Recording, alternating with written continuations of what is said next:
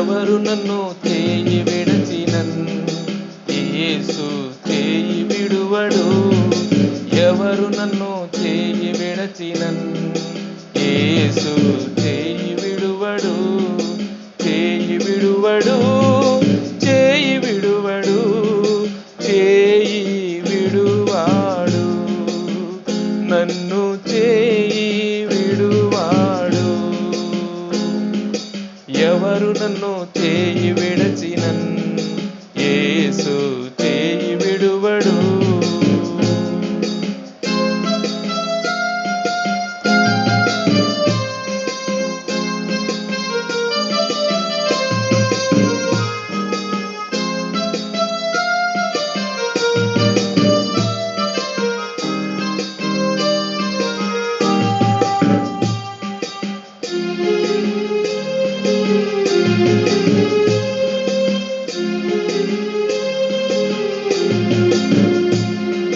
తల్లి ఆయనే, తండ్రి ఆయనే, తల్లి ఆయనే, తండ్రి ఆయనే, లాలించును పాలించును, లాలించును పాలించును. ఎవరు నన్ను చేయి విడచినన్ యేసు చేయి విడువడు. ఎవరు నన్ను చేయి విడచినన్ యేసు చేయి విడువడు.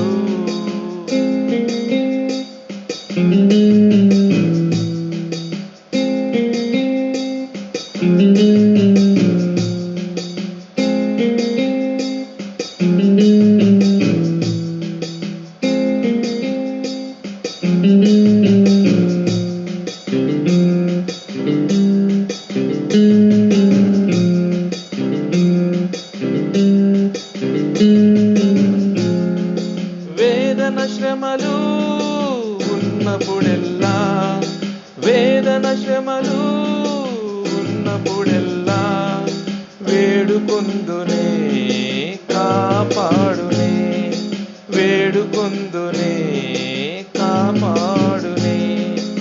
ఎవరు నన్ను చేయి విడచినన్ యేసు చేయి విడువడు. ఎవరు నన్ను చేయి విడచినన్ యేసు చేయి విడువడు.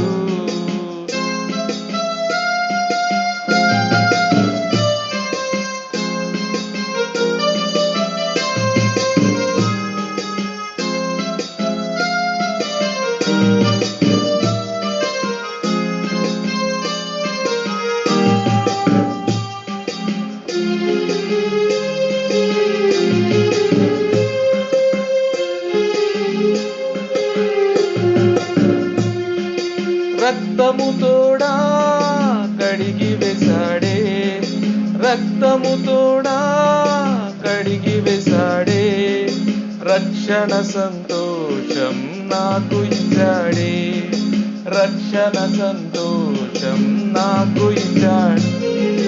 ఎవరు నన్ను చేయి విడచినన్ యేసు చేయి విడువడు.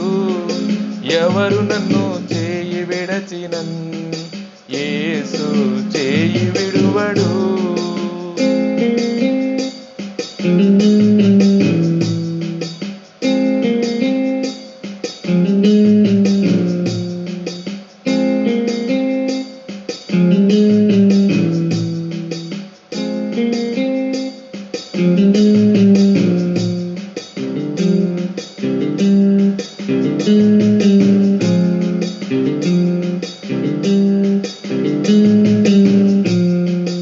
ఆత్మచేత అభిషేకించి ఆత్మచేత అభిషేకించి వాక్యముచే నడుపుచున్నాడే. వాక్యముచే నడుపుచున్నాడే. ఎవరు నన్ను చేయి విడచినన్ యేసు చేయి విడువడు. ఎవరు నన్ను చేయి విడచినన్ యేసు చేయి విడువడు. చేయి విడువడు. చేయి విడువడు. చేయి విడువాడు. నన్ను చేయి విడువాడు. ఎవరు నన్ను చేయి విడచినన్ యేసు చేయి విడువడు. ఎవరు నన్ను చేయి విడచినన్. నజరేయుడగు యేసుక్రీస్తు ప్రభు నామమున మీకు శుభములు కలుగును గాక. ఈ ఉదయకాల సమయంలో మరొకసారి దేవుని వాక్యము ధ్యానించడానికి ప్రభు మనకిచ్చిన ఈ మంచి సమయాన్ని బట్టి ప్రభువుని స్తుతిస్తూ ఉన్నాము. ఈ సమయంలో విడవబడిన వారు వారి యొక్క ఉగ్రతను బట్టి, వారు భరించే ఉగ్రతను బట్టి వారు పలికిన మాటలు ఈరోజు మనం ధ్యానం చేద్దాం. ప్రకటన గ్రంథము 6వ అధ్యాయము 15 నుండి 17 వరకు మనం ధ్యానించినట్లయితే ఈ యొక్క 3 వచనాలలో కూడా సంఘం ఎత్తబడిన తర్వాత విడవబడిన వారు ఎవరు, వారు ఉగ్రతను భరించలేక వారు పలుకుతున్న మాటలు చక్కగా వ్రాయబడ్డాయి. ఇవన్నీ కూడా భవిష్యత్తులో ప్రజలు, విడవబడిన ప్రజలు పలికే మాటలు ఏమిటో, ఎవరు విడవబడుతున్నారో ముందుగానే ప్రకటన గ్రంథంలో వ్రాయబడ్డాయి. వాటిని ఈరోజు మనం ధ్యానం చేద్దాం. అందుచేత ఈరోజు దేవుని వాక్యం బోధించబడతా ఉంది. ప్రతి ఒక్కరు కూడా ప్రభు రాకడకు సిద్ధపరచబడాలని పదే పదే మనకు చెప్పబడతా ఉంది. సంఘముల ద్వారా ఉత్తేజపరచబడి విశ్వాసములో పురుకొల్పబడి దేవుని కొరకు ఎదురు చూచే విధానాన్ని తీసుకురావడానికి ఈరోజు అనేక ప్రయత్నాలు జరుగుతూ ఉన్నాయి. ఈ ప్రయత్నాలు జరగడం గల కారణం ఏమిటంటే, ఒక్కరు కూడా నశించిపోకూడదు, ఒక్కరు కూడా దేవుని ఉగ్రతకు పాత్రులు కాకూడదు అనే ఆలోచనతో కృపామయుడు, ప్రేమామయుడు ఆయన తన ప్రేమతో సమస్తమును కూడా ఆయన మనలను ప్రేమించి నశించిపోకుండా ఉగ్రతకు పాలు కాకుండా ఉండడానికే పదే సార్లు మనకు చెప్పబడతా ఉంది. ఇది చెప్పబడుతుంది. ఈరోజు మనం ధ్యానం చేయబోతూ ఉన్నాం. దేవుని ఉగ్రత చాలా బహుఘోరమైనది, భయంకరమైనది. గొర్రెపిల్ల అనగా మనం ప్రేమకు చిహ్నంగా మనం చూస్తూ ఉన్నాం. ఇక్కడ గొర్రెపిల్ల ఉగ్రత అన్నాడు. కృపాకాలం ముగించబడిన తర్వాత గొర్రెపిల్లే ఉగ్రతను ఈ భూమి మీదకు పంపించబోతా ఉన్నాడు. గొర్రెపిల్ల కాలము, కృపాకాలము సంఘం ఎత్తబడే వరకు కూడా ఈ భూమి మీద ఉంటుంది. ఆ తర్వాత ఈ కృపాకాలం ముగించబడిన తర్వాత గొర్రెపిల్లే తన ఉగ్రతను ఈ భూమి మీద పంపించబోతా ఉన్నాడు. ఆ దినాలలో మనుషులు పలికే మాటలు ఏమిటో మనం ధ్యానం చేద్దాం. భూరాజులను, ఘనులను, సహస్రాధిపతులను, ధనికులను, బలిష్ఠులను, ప్రతి దాసుడును, ప్రతి స్వతంత్రుడును కొండ గుహలలోను బండల సందులలోను దాక్కుని అన్నాడు. అయితే విడవబడిన వారు ఎవరు విడవబడతారో చక్కగా వ్రాయబడింది. మొదటగా భూరాజులు, ప్రపంచాలను పరిపాలిస్తున్న రాజులు మనం చూసినట్లయితే రాజులు విడవబడతారు. ఈ భూమిని పరిపాలించి ప్రపంచాలను పరిపాలించే రాజులు మొట్టమొదటగా విడవబడతారని వాక్యం సెలవిస్తాం. ఈ భూమి మానవునికి శ్రేయస్కరమైనదని, సుఖ జీవితాన్ని జీవించవచ్చు అని మానవుడు అనుకుంటా ఉన్నాడు. అయితే సంఘం ఎత్తబడిన తర్వాత ఈ భూమి మీదకి ఉగ్రత పోయబడతా ఉన్నది. ఈ ఉగ్రతను రాజే కాదు, ప్రతి మనుషుడు కూడా భరించలేని ఉగ్రత ఈ భూమి మీదకి రాబోతూ ఉంది. మొట్టమొదటిగా భూరాజులని వాక్యం సెలవిస్తాం. ఈ భూరాజులు ప్రపంచాన్ని పరిపాలిస్తున్న రాజులు, ఘనులు మనం చూస్తూ ఉంటాం. ప్రపంచంలో ఘనులు అప్పుడప్పుడు మనం పేపర్లో వింటూ ఉంటాం.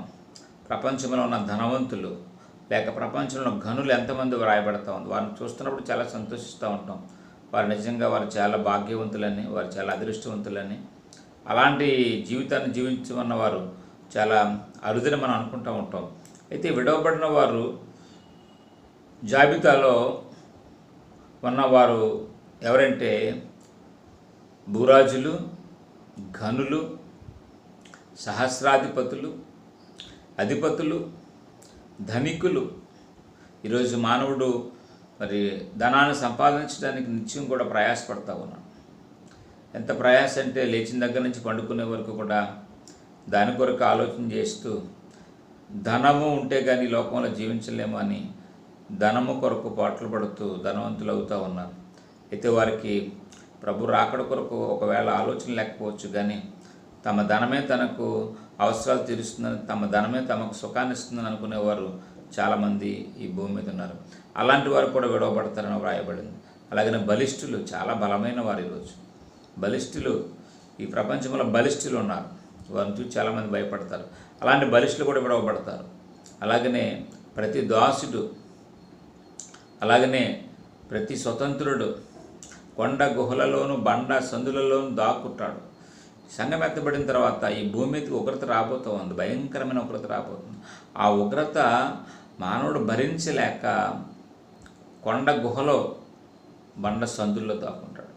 కట్టిన గృహాలలో వాడు మానవుడు నివాసం చేయడు. బండ సందులలో దాక్కునే పరిస్థితి రాబోతూ ఉంది. ఈరోజు రాజు అయినా, అధికారి అయినా, సహస్రాధిపతినైనా, ధనవంతుడైనా, బలిష్ఠుడైనా తమ గృహాలను విడిచిపెట్టి ఆ దేవుని ఉగ్రతను భరించలేక బండ సందులు, గుహలలో దాక్కునే రోజు రాబోతూ ఉంది. ఎంత ధనవంతుడైనా, ఎంత జ్ఞాని అయినా తమ యొక్క ఆస్తిపాస్తులను, తమ ధనాన్ని విడిచిపెట్టి ఈ బండ సందులు, ఈ కొండ గుహలలో దాక్కునే దినాలు బహు ఆసన్నమైన విషయాన్ని దేవుని యొక్క వాక్యంతో నేను మీకు తెలియపరుస్తున్నాను. వాళ్ళు దాక్కోవడమే కాకుండా సింహాసనాసీనుడై ఉన్న వాని యొక్క గొర్రెపిల్ల యొక్క ఉగ్రత మహాదినం వచ్చిన అన్నాడు. దేవుని ఉగ్రత వస్తూ ఉంది. మన దేవుడు ఆసీనుడై ఉన్నాడు. గొర్రెపిల్ల యొక్క ఉగ్రత దినం వచ్చేసింది. సంఘం ఎత్తబడిన తర్వాత ఈ భూమి మీదకి 7 సంవత్సరాల శ్రమలు రాబోతూ ఉన్నాయి. ఆ శ్రమలనే మనం ఉగ్రత దినాలు కూడా అనవచ్చు. ప్రకటన గ్రంథంలో 6వ అధ్యాయం 15 నుంచి 17 దాకా మనం చూస్తే ఉగ్రత దినములు అన్నాడు. ఈ ఉగ్రత దినాలు ఎంతకాలం అంటే 7 సంవత్సరాలు. ఈ 7 సంవత్సరాలు కూడా కఠినమైన శ్రమలు, కఠినమైన హింసలు, ఈ 7 సంవత్సరాలు మానవుడు భరించలేని కష్టాలు ఈ భూమి మీదకి రాబోతూ ఉన్నాయి. అందుచేత ఈ గొర్రెపిల్ల ఈరోజు యేసయ్య మాటలు మనం విన్నప్పుడు చాలా ప్రేమపూర్వకంగా ఉండబోతున్నాయి. కానీ దేవుడు తన యొక్క దినాలు ముగించగానే, ఈ భూమి మీద ఉగ్రత రాగానే దేవుని యొక్క ఉగ్రత మహాదినము, ఆ దినం వచ్చేస్తుంది. ఆ దినాన్ని తప్పించుకోవడానికి ఈరోజు మనం సిద్ధపడాలి. ఈరోజు అందుచేత ఈ వాక్యమును బట్టి వారు ఎవరైతే విడవబడతారో వారు గ్రహిస్తున్నారు ఏమిటంటే ఇది గొర్రెపిల్ల యొక్క ఉగ్రత దినం వచ్చేసింది, దానికి తాళజాలవాడు ఎవడు అంటున్నాడు. దాన్ని ఎవరు భరించలేరు ఈరోజు. అందుకే ప్రతి వానికి కూడా దేవుని వాక్యం బోధించబడతా ఉంది. ప్రభు కొరకు సిద్ధపరచబడాలని చాలా ప్రేమపూర్వకంగా దేవుని వాక్యం బోధించబడుతుంది. ఆ ఉగ్రత దినాన్ని మనం భరించలేము. కరోనా వైరస్కే మనుషులు భయపడిపోతున్నారు. అతలాకుతలం అయిపోయింది ప్రపంచం అంతా. ఇలాంటివి వ్యాధి కంటే ఎన్నో 100 రెట్లు ఉగ్రత ఈ భూమి మీదకి రాబోతూ ఉంది. ఇది ఒక మచ్చు తునకగా మాత్రమే కనబడతా ఉంది. అలాంటి దినాలు ఏ మనుషుడు కూడా భరించలేడు. తాళజాలిన వాడు ఎవడో కూడా లేడని ఆ దినము విడవబడిన వారు చెప్పబడుతున్నారు ఈరోజు. అదే కాకుండా మీరు మా మీద పడి ఆయన సన్నిధికిని గొర్రెపిల్ల ఉగ్రతకును మమ్మల్ని మరుగు చేయుడని పర్వతములతోనూ బండలతో చెప్పుచున్నారు. మనం ఎక్కడ దాగున్నా దాగోలేని పరిస్థితి కనపడతా ఉంది. విడవబడిన వారు బండలతో మాట్లాడుతూ ఉన్నారు. మా మీద పడండి బండలారా, మా మీద పడండి, మమ్మల్ని మరుగు చేయండి, ఆ ఉగ్రతను మేము భరించలేమని బండలతో మాట్లాడతారంట. ఆ దినము రాబోతూ ఉంది ఈరోజు. కనుక అలాంటి భయంకరమైన దినము రాకుండానే మనం అందరము కూడా ప్రభు కొరకు సిద్ధపరచబడాలి. దేవుని రాజ్యానికి వెళ్ళే అర్హత మనం కలిగి ఉన్నాం. ఈరోజు దేవుని రాజ్యానికి వెళ్ళే అర్హత మనం మొదట సంపాదించుకోవాలి. మనం ఎక్కడున్నప్పటికీ, ఏ పరిస్థితుల్లో మనం జీవించినప్పటికీ కూడా దేవుని రాకడకు మనం సిద్ధపరచబడడానికి, దేవుని రాజ్యానికి వెళ్ళే అర్హత మనం కలిగి ఉన్నప్పుడు మనం ఏమాత్రం కూడా భయపడవలసిన పని లేదు. ఈ లోకంలో ఎన్ని జరిగినప్పటికీ కూడా, ఏది జరిగినప్పటికీ కూడా సమస్తము కూడా దేవాది దేవుడు ఆయన కార్యాలు గొప్పవి కనుక తప్పకుండా మన జీవితంలో ఆయన గొప్ప కార్యాలు చేయబోతూ ఉన్నాడు. ఏమిటంటే ఉగ్రత నుండి తప్పించడానికి ఆయన ముందుగానే మనకి చక్కని శుభవార్త మనకు తెలియపరుస్తూ ఉన్నాడు. ఇప్పుడైనా ఏమాత్రం కూడా ఆలస్యం చేయకుండా ప్రభు కొరకు సిద్ధపరచబడాలి. డాగు కానీ, మచ్చ కానీ, కళంకము కానీ నీ రక్షణ వస్త్రం అంటుకోకుండా నువ్వు కాపాడుకోవడమే చాలా ప్రాముఖ్యమైనది. నీ రక్షణ వస్త్రాన్ని నువ్వు కాపాడుకోలేకపోతే నువ్వు దేవుని రాజ్యానికి వెళ్ళలేవు. ఈరోజు చాలామందిలో ఉన్న అభిప్రాయం ఏమిటంటే, రక్షించబడిన తర్వాత మన ఆత్మీయ జీవితం ఎలా ఉన్నప్పటికీ, చల్లారిపోయినప్పటికీ, పడిపోయినప్పటికీ దేవుని రాజ్యానికి వెళ్తామని ఒక నమ్మకం ఉండవచ్చు. కానీ పొందిన రక్షణ వస్త్రాన్ని మనం కలిగి ఉంటూ దాని నిత్యము కాపాడుకుంటూ దేవుని రాజ్యాన్ని మనం వెళ్ళవలసిన వారమై ఉన్నాం.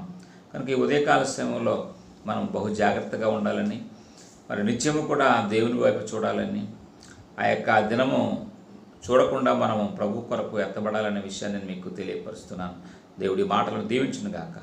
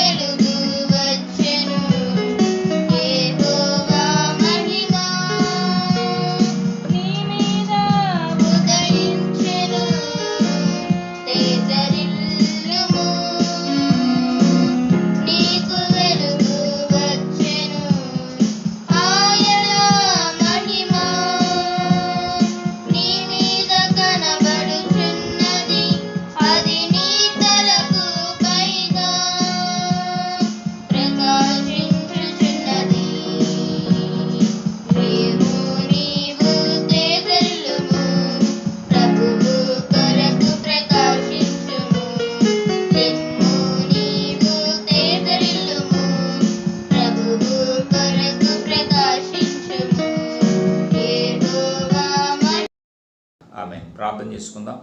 సర్వాధికారి నీ కొందనాలు ఉదయకాల సమయంలో మరొకసారి నీ పాదసంలో ప్రార్థన చేస్తూ ఉన్నాం.